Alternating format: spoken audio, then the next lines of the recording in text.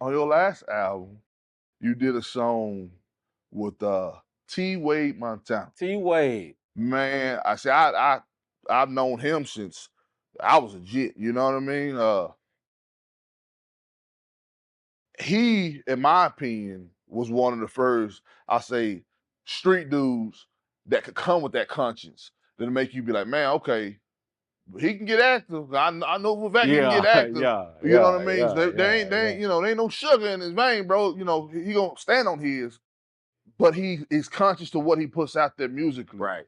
And y'all did a song together. I remember when I came across, like, wait a minute, like, y'all have y'all differences, but bro, y'all brainwave wise, y'all almost the same person. You know what I mean? Like I'm sitting here going back and forth, and like, man, he reminded me of T Wade, bro. Like, bro. How did that track come about?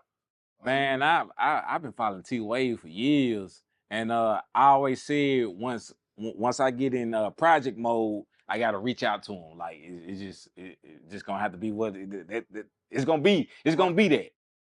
So man, when I reached out to him, I was just like, what's up, bro? I'm trying to reach out, and it was on Instagram, and I sent him over one of my songs. He was like, oh yeah, hell yeah.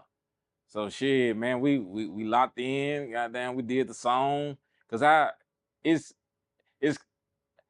don't really see too many artists going down the same lane that I am, but me and T Wade, we directly in the same lane. So yeah, so like the way I've gone viral, but he's gone like super viral. I done did a few 100,000, but he done did millions and millions and millions. Right. So I just feel like, man, that was on the right, because he talking that talk like how I talk that talk. And I was just like, bro, for people to see us together, yeah. Which is wild to a degree, but when you really sit back and kick it, like, you know, you Chattanooga Chat baby. Right. You know, he's from Rome, Georgia, which is northwest Georgia. It's all bridges lead the same way. You know what I'm saying? It's everything lead the same way. It's crazy, bro, how y'all can be, of course, in different cities, but man, be on the same thing. Where, you know what I mean? It's like his storytelling game is impeccable. Your storytelling game is impeccable. I mean, I ain't saying it, but it would be dope to see a project from the two of y'all together. Man, what?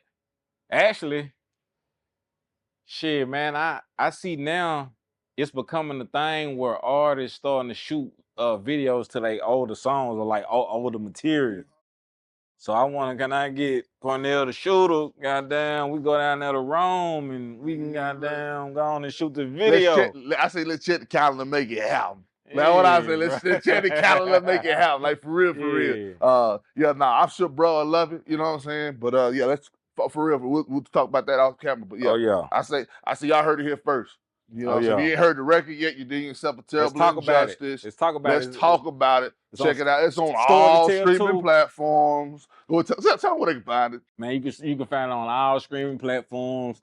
Let's talk about it. That's on my second EP, Story to Tell 2, Mitchell Avenue.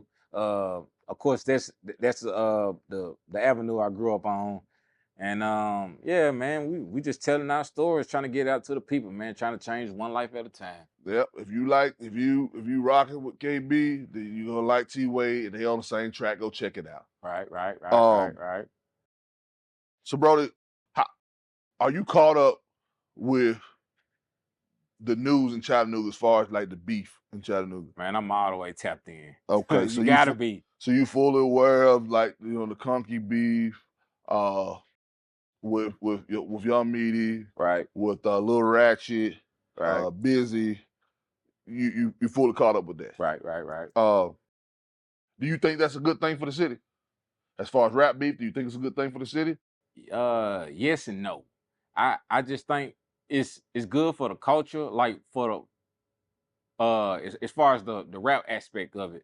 Like, it's good, like, to have that friendly competition, but it only go left like if it's bloodshed behind it, like if people don't keep it on wax. So I just think, man, as long as they keeping it on wax, man, shit, go for it. Okay. Lil Mo Film stated in one of his recent interviews, he stated that at one point he tried to get you and Swayyvo to go back and forth over records in hopes that it would bring more light to the Chattanooga music scene. Right. Do you recall this conversation? Yes, sir. How did the conversation go, and what prevented it from happening? So man, pretty much. So it was Chattanooga Hip Hop Week 2021.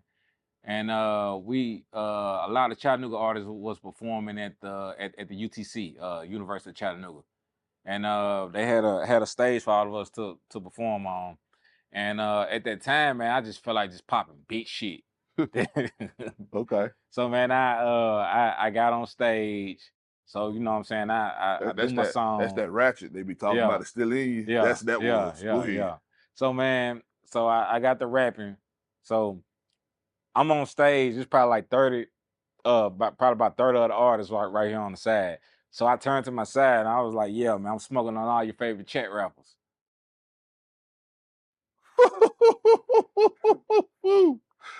And God. Yeah, KB, it's still in you, bro. Yeah, bro.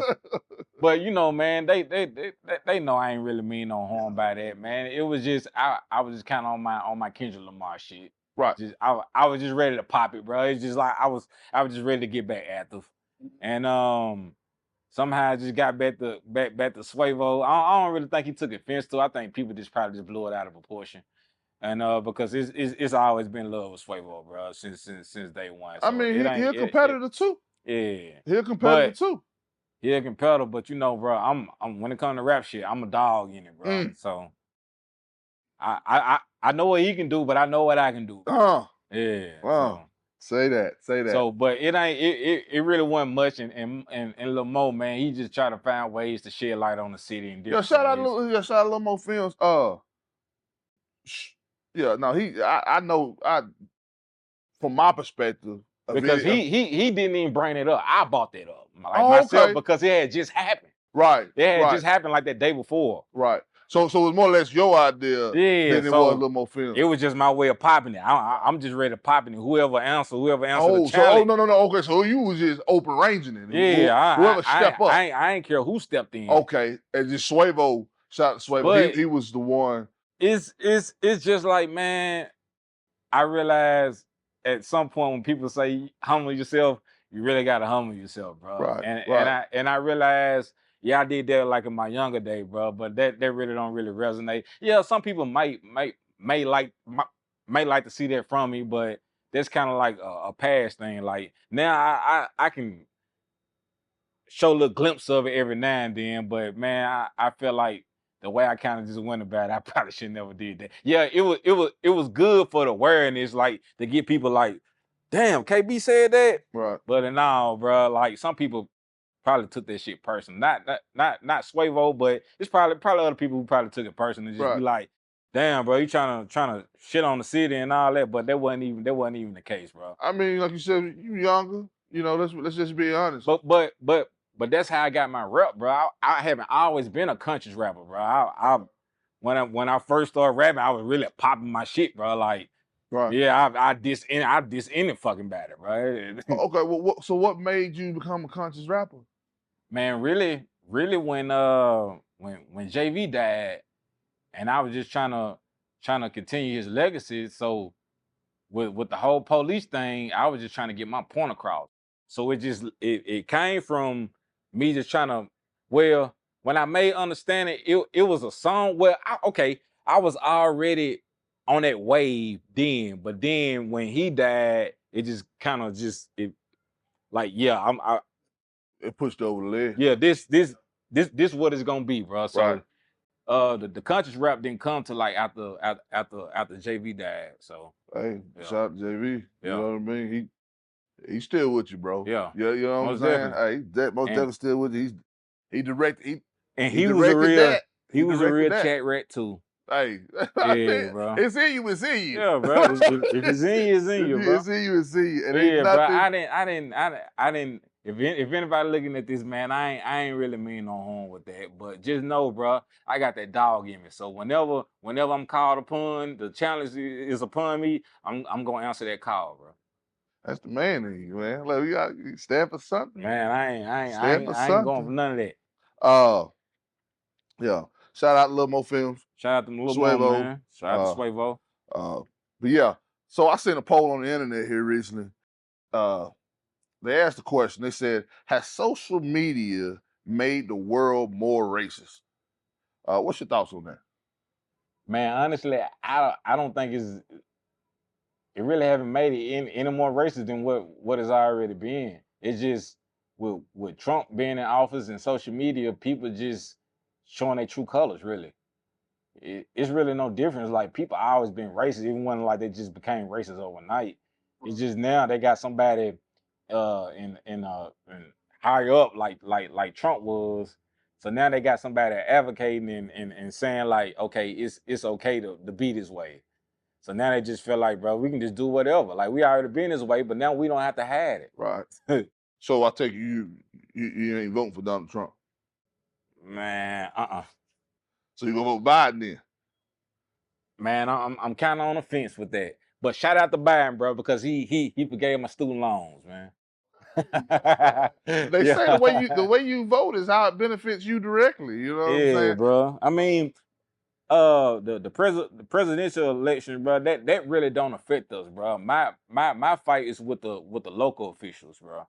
Like we should be voting on a local level because that's really what's gonna change what's around us. Not them, bro. I mean that really don't really affect us, bro. I agree.